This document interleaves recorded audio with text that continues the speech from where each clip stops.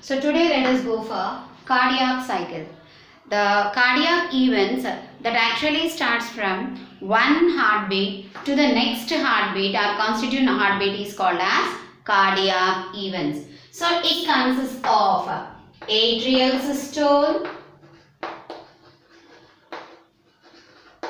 ventricular systole, atrial systole, ventricular systole and cardiac diastole. So cardiac cycle will be consisting of three phases, namely atrial systole. Atrial systole means contraction of the atria and it actually lasts for 0.1 second. It will be completed within 0.1 second. Okay, what happens here?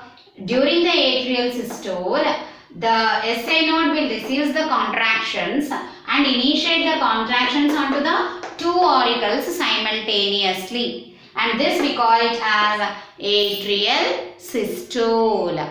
Okay, then ventricular systole, it lasts for 0.3 seconds. Now, this SA node will transmit the impulses to AV node, that is atrioventricular node, and now the ventricles, the pressure in the ventricles will begin. The pressure in the ventricles will slightly increases. Due to the pressure in the ventricles increases, slowly the valves that are present, that is tricuspid and bicuspid valves that are present here will get closed by producing the first heart sound called as lub. Okay, due to the slowly the blood from the auricles will start filling up into the ventricles. Before the completion of atrial systole, remember 30% of the ventricles will be filled with the blood. That means remaining blood will be filled in the ventricles before atrial systole. Okay, now as the pressure in the ventricles will start going on rising, the AV valves will get closed, that is tricuspid and bicuspid valves will get closed by producing the first heart sound called as lub. Okay, and simultaneously the semilunar valves will get opened. Okay, due to the greater pressure that is exerted in the ventricles than the pressure in the semilunar valves, the semilunar valves will get opened. Now, cardiac diastole. Cardiac diastole will last for 0.4 seconds. 0.4 seconds.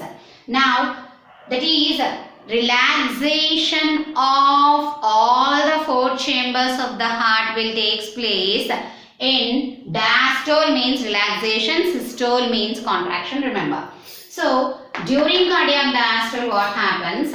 The pressure far exceeds in the ventricles, so that with the pressure exceeding, the semilunar valves will get forcibly open and AV valves will get closed. AV valves will get closed and they get open.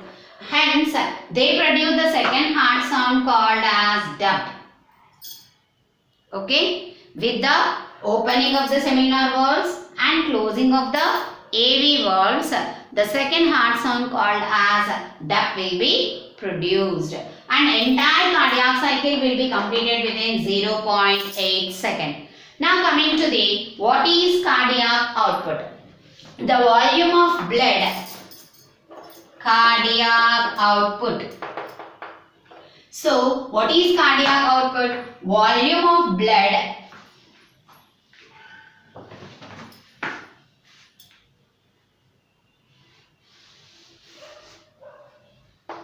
volume of blood pumped out by each ventricle per each heartbeat per heartbeat. So what is actually cardiac output? The volume of the blood, what is stroke volume? The volume of the blood pumped out by each ventricle per each heartbeat is stroke volume, and And actually cardiac output is calculated into stroke volume into number of heartbeats. Stroke volume into number of heartbeats. We know that stroke volume is 70 ml and number of heartbeats is 72. So approximately 5040 ml of blood is pumped out during one cardiac output. Okay, if they ask us to calculate stroke volume, suppose if they give to calculate stroke volume, then what will be the formula? Number of heartbeats divided by cardiac output. Okay, if they ask us to calculate the stroke volume, the formula will be either cardiac output by number of heartbeats or number of heartbeats by cardiac output. Okay, this is about the cardiac cycle. So, the events that takes place in the heart during one particular heartbeat, that is the initiation of first heartbeat to the starting of the consecutive next heartbeat, is called as cardiac cycle. And this cardiac cycle will consist of three phases: atrial systole, then ventricular systole and cardiac diastole.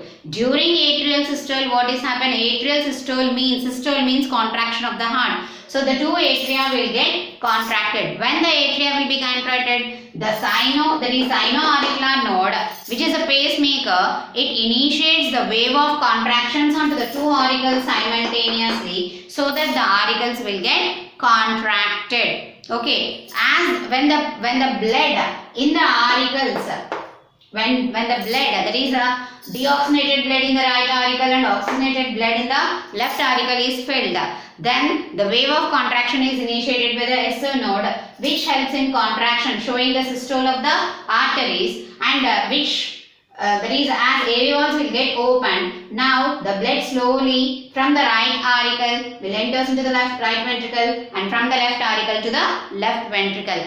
Now come next second, this atrial systole will be completed within 0.1 second. Then coming to the ventricular systole, as slowly due to the contraction of the atrial systole, simultaneously the ventricular systole also causes, because the pressure in the blood that is actually found in the ventricles will get increasing, and due to the pressure exerted in the ventricles is raised, the bicuspid and tricuspid valves will get closed, which prevents the backward flow of food into the auricles from the ventricles. The blood into the ventricles again back into the auricles. So before the completion of the atrial systole, 30% of the ventricles, they are completely filled with blood. Remember. And the remaining blood will be, that is remaining ventricles will be getting filled up before atrial systole. Then come cardiac diastole or complete diastole. So in this, all the four chambered heart will get in a relaxed condition. That means now as the blood is continuously flowing into the two ventricles, that is right and left ventricle, the pressure in the ventricles far exceed when compared with the pressure in the semilunar valves. So the semilunar valves will get opened, and slowly the blood from the ventricles, that is right ventricle, will passes into the pulmonary arch, and the blood from the left ventricle will passes into the systemic arch. So it completes within 0.4 seconds, and as slowly the pressure in the ventricles decreases, again the pressure in the auricles will get exceeded. So the bicuspid and tricuspid valves will get opened once again, which produces the second heart sound by closing of semilunar valves, which produces the second heart sound called as dub. Then what is stroke volume? Stroke volume is nothing but the volume of blood pumped out from each ventricle, pumped out by each ventricle by per each heartbeat is called as stroke volume. Then what is cardiac output? The volume of blood that is pumped out per each heartbeat by each ventricle is called as cardiac output. So formula is cardiac output is equal to stroke volume into number of heartbeats. That is, stroke volume is 70 ml and the number of heartbeats in a healthy person is 72 times per minute. So approximately 5040 ml of blood, that is 5 liters of blood will be pumping out by the heart per each cardiac cycle. Now coming to the ECG.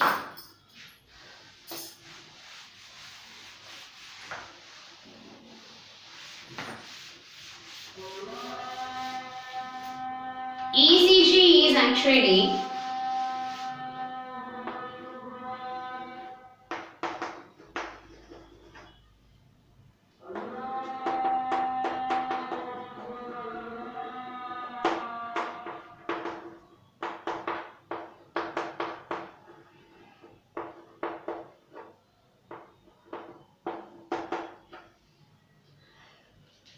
electrocardiogram, that is, it is a non-invasive procedure which is helpful in detecting the abnormalities in the heart, pumping action of the heart, which we call it as electrocardiogram. And the graph that is produced is called as electrocardiograph. Now on the board we have drawn a normal healthy person cardiograph where there is no abnormality, and it consists of this electrocardiograph will consist of P waves, intervals and segments. So and for calculating this electrical activity of the heart, we need 3 mainlets,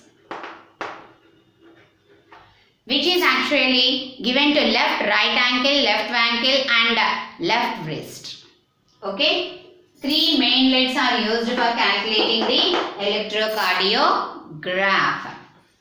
So what is P wave? P wave represents, remember, atrial depolarization. The formation of P wave will represent atrial depolarization, and it should be completed within 0.1 second. If this P wave is enlarged, or if the time interval that is forming the P wave is extended, then it means that atria are in a prolonged contraction. That is atrial depolarization also extends. Then QRS wave, it is called as ventricular depolarization. It represents formation of QRS wave represents ventricular depolarization. Okay. And this consists of small negative Q wave, prolonged R wave and small negative S wave. Okay. And if this QRS wave should be completed within 0.08 seconds to 0.1 second. 0.1 second. Suppose if this QRS wave extended, if the duration of the QRS wave is extended, it means that blockages in the bundle of His will take place. Blockages in the bundle of His will takes place. Then T wave. T wave actually it represents atrial repolarization. Repolarization of atria and ventricles, and this T wave should be completed within 0.2 seconds. 0.2 seconds. Okay. If this is a normal T wave, if T wave is shortened, if T wave will get shortened, remember it leads to hypokalemia. If T wave is flattened or if it is inverted, if T wave is flattened T wave or inverted T wave, then it indicates hyperkalemia.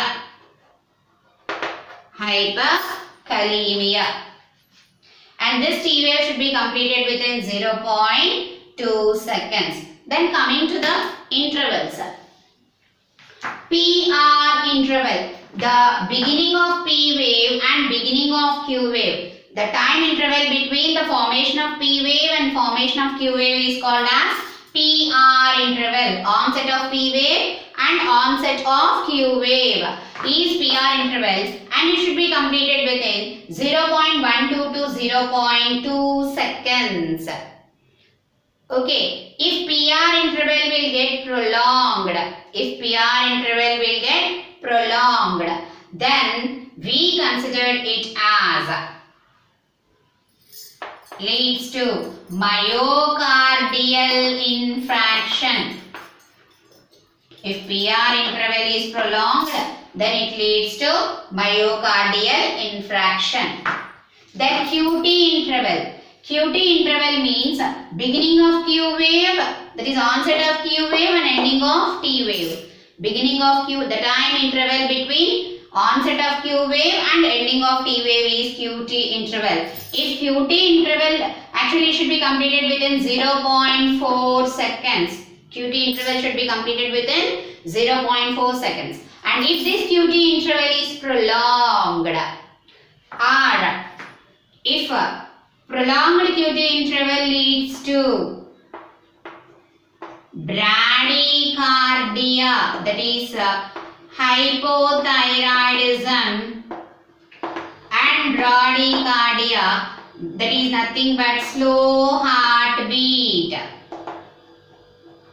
And if PT interval is shortened, if QT interval is shortened, then it leads to tachycardia, that is fast heartbeat. Okay, then ST segment. ST means beginning of S wave and beginning of T wave. Okay. And if anything will happen in ST segment, that is duration of the ST segment is actually, if it is altered, again it also leads to myocardial infarction.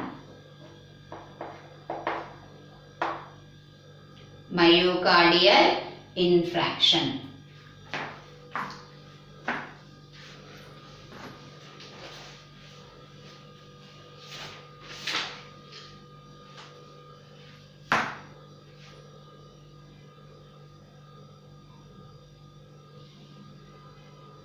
So elevated ST segment will also causes myocardial infarction. Then if QT interval is prolonged, that is it leads to hypothyroidism, and shorter QT will actually includes hypercalcemia. If PR interval is prolonged, the conduction remember, if PR interval is prolonged, it also leads to myocardial infarction, and sometimes if conduction of impulses, delay the conduction of impulses from SA node to AV node also takes place in the delay, if there is a delay in a PR interval. Conduction of impulses from SA node to AV node, and apart from that, it also leads to hypothyroidism, bradycardia and tachycardia.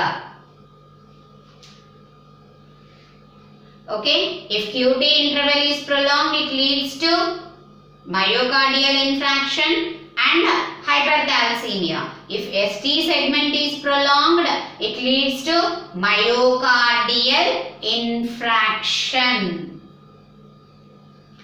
Okay, so P wave will represents atrial depolarization. If P wave enlarges, the duration of atrial depolarization also enlarges. Then QRS wave, it should be completed within 0.08 to 0.1 second, and it represents ventricular depolarization. Okay, and if this QRS wave, there is a duration of the QRS wave is prolonged or shortened, what does it indicate? It indicates that blockage in bundle of His will take place.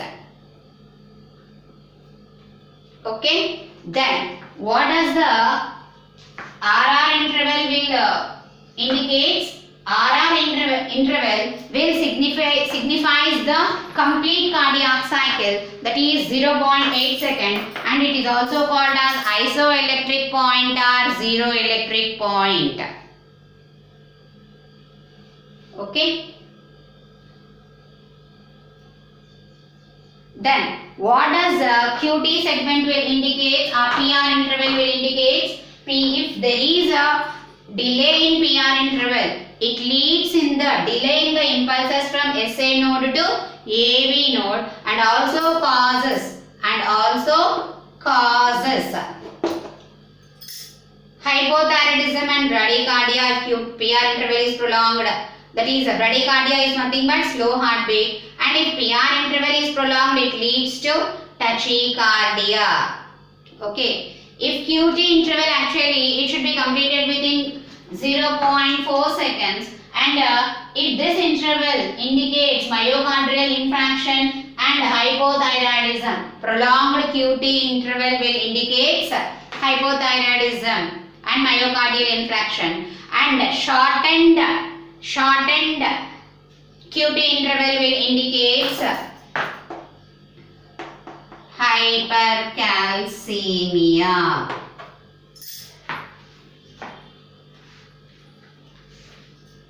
Shortened QT interval indicates hypercalcemia.